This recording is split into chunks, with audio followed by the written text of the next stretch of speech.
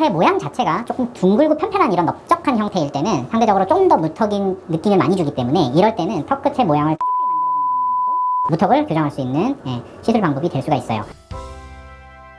안녕하세요. 성형외과 전문의 황영석 원장입니다. 오늘은 윤곽수술 중에서 무턱에 대해서 말씀을 좀 드려볼게요. 단순하게 무턱의 윤곽이라고 하면 이거는 정면에서 봤을 때 프로파일을 얘기하는 건 아니에요. 옆에서 봤을 때 턱 끝의 위치가 정상적인 위치보다 많이 들어가 있는 상태, 또는 턱 끝의 위치가 많이 짧은 상태, 이거를 무턱이라고 얘기해요. 그러니까 길이 관점에서 봤을 때는 짧은 거, 돌출도 관점에서 봤을 때는 뒤로 들어가 있는 거를 무턱이라고 이야기합니다. 결론적으로 그렇다면 무턱이 있을 때 이걸 교정하는 거는 길이를 길게 늘려준다든지 아니면은 돌출도를 앞으로 나올 수 있게 해준다든지 이 두 가지 관점에서 수술이 이루어진다고 보겠죠. 주걱턱 개념에서 봤을 때는 나와 있는 주걱턱을 뒤로 넣을 수 있는 방법은 하나밖에 없어요. 이거는 뼈를 축소하는 방법밖에 없거든요. 상대적으로 무턱의 경우에는 할 수 있는 옵션이 몇 가지가 더 있거든요. 기본적으로는 뼈를 연장하고 전진시키는 방법이 있겠지만 뼈 수술은 어떻게 보면 약간 부담이 있거든요. 우리가 이 턱 끝에 볼륨만 키워서 길이를 연장하고 돌출도를 만들어낼 수 있는 방법만 있다면 얼마든지 무턱을 교정할 수 있는 방법이 되기 때문에 그런 관점에서 봤을 때는 가장 쉽고 간단하고 그다음에 접근이 편하고 요 방법이 필러가 되겠고요. 필러는 뼈를 직접 만지는 건 아니에요. 대신에 연조직 부분에 이제 볼륨을 줄 수 있는 히알루론산 물질을 이용해서, 필러 물질을 이용해서 턱 끝이 앞으로 나와 보일 수 있게 내지는 길어 보일 수 있게 만들어주는 거고, 물론 이제 개개인의 상태에 따라 달라질 거예요. 턱 자체가 긴데 뒤로 들어가 있는 분들은 앞으로 나올 수 있게 턱 앞쪽에 필러 볼륨을 채워줘야 되고, 상대적으로 길이 자체가 같이 짧은 분들은 길이를 연장할 수 있는 방향으로, 그러니까 아래턱 쪽 부분에 요런 필러를 채워서 연장할 수 있는 형태가 되면 무턱 교정 효과를 볼 수 있고요. 그 다음에 턱 끝의 모양 자체가 조금 둥글고 편편한 이런 넓적한 형태일 때는 상대적으로 좀 더 무턱인 느낌을 많이 주기 때문에 이럴 때는 턱 끝의 모양을 뾰족하게 만들어주는 것만으로도 무턱을 교정할 수 있는 시술 방법이 될 수가 있어요. 두 번째 방법은 이제 지방 이식이 되겠죠. 채우는 거는 필러 말고 지방 이식도 요즘 많이 하니까요. 지방의 경우에는 턱 끝에는 약간 예측이 안 되는 부분이 있고 모양 자체를 예쁘고 샤프하고 날렵하게 만들어내기 쉽지가 않기 때문에 부가적인 형태로, 그러니까 다른 부위에 지방 이식을 할 때 턱 끝을 같이 이식하는 거는 괜찮은 방법인데 무턱 교정만을 위해서 이제 지방 이식을 하는 건 개인적으로는 조금 추천하지 않는 편이고요. 세 번째 방법으로는 실리콘 보형물이 있어요. 이건 이제 필러나 지방 이식이 연조직을 보완하는 개념의 수술이라고 하면, 보형물을 쓰는 거는 뼈가 작은 거를 직접적으로 보형물을 통해서 이제 돋워줄 수 있는 개념의 수술이기 때문에 어떻게 보면 조금 더 근본적인 수술이 될 수 있다고 생각하고요. 길고 앞으로 나올 수 있게 만들어주는 개념에서 보형물의 위치를 잘 만져줘야 돼요. 그러니까 만약에 내가 턱이 긴데 뒤로 들어가만 있다 그러면 보형물이 앞에 놓일 수 있도록 수술이 진행이 돼야 되고요.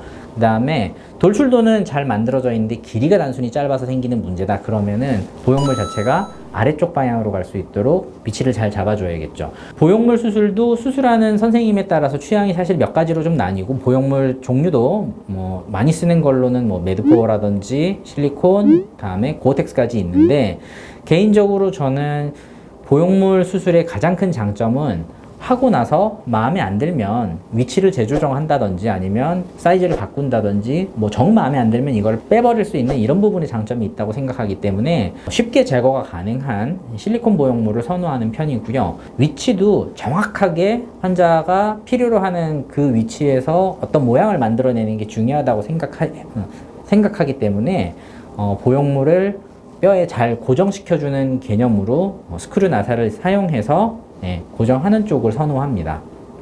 그리고 마지막으로, 그 다음에 이제 실제로는 제가 이쪽을 제일 선호하긴 하는데, 어차피 이 수술은 문제 자체가 뼈가 짧고 뒤로 들어가 있어서 생기는 문제잖아요.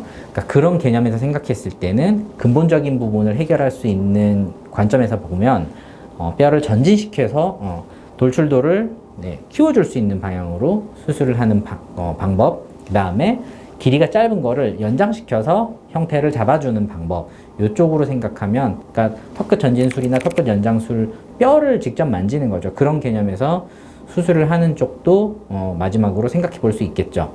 뼈 수술의 가장 큰 장점은 무턱인 상태에서 턱끝 수술을 완료하고 난 이후에 회복하고 나면은 그러면 제게 되는 거죠. 그러니까 부족한 그 무턱인 거를 제일 깔끔하게 해결해 줄 수 있는 그런 방법이기 때문에 개인적으로는 영구적으로 이 형태를 가져갈 수 있다고 생각하면 뼈 수술을 하는 게 제일 좋다고 생각은 하고요.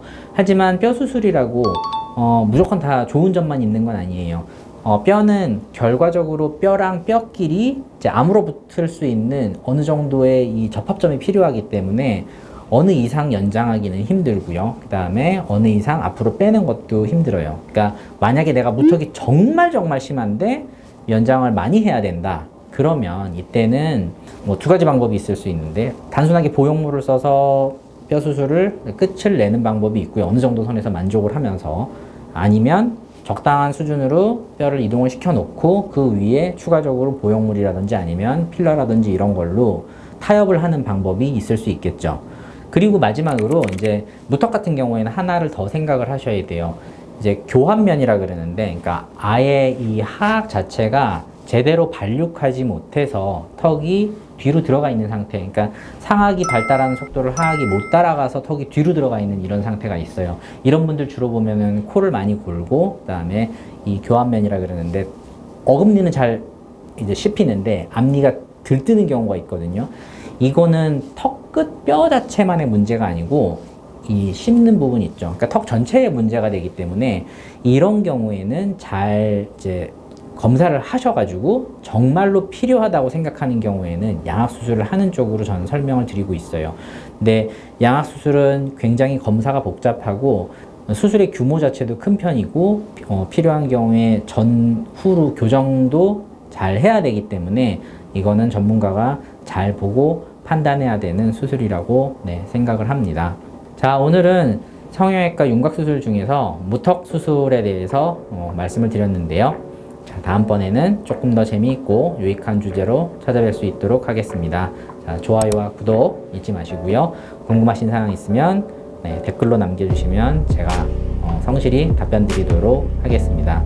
감사합니다.